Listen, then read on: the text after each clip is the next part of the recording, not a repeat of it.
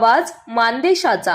मान तालुक्यातील मणकर्णवाडी येथील पोलीस पाटील रमेश गेन यांच्या शुक्रवारी 24 जुलैला सकाळी झालेल्या दुर्दैवी अपघातात निधन झालं।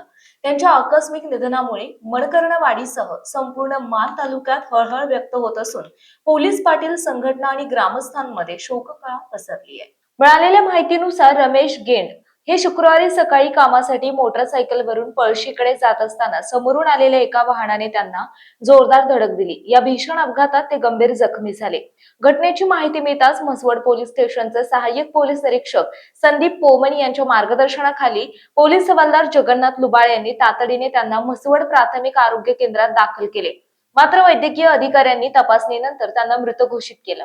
त्यानंतर पुढील वैद्यकीय आणि कायदेशीर प्रक्रियेसाठी मृतदेह दहिवडी येथील ग्रामीण रुग्णालयात हलवण्यात आला। रमेश गेन यांनी पोलीस पाटील म्हणून अनेक वर्ष प्रामाणिकपणे आणि सेवाभावाने काम केले। त्यांच्या मनमिळावू स्वभावामुळे आणि समाजातील सर्व घटकांशी असलेल्या जिव्हाळ्याच्या नात्यामुळे ते सर्वांचे लाडके होते। त्यांच्या निधनामुळे कुटुंबावर मोठा दुःखाचा डोंगर कोसळला असून गावासह संपूर्ण तालुक्याने एकच कर्तव्यदक्ष आणि लोकाभिमुख पोलीस पाटील गमावला।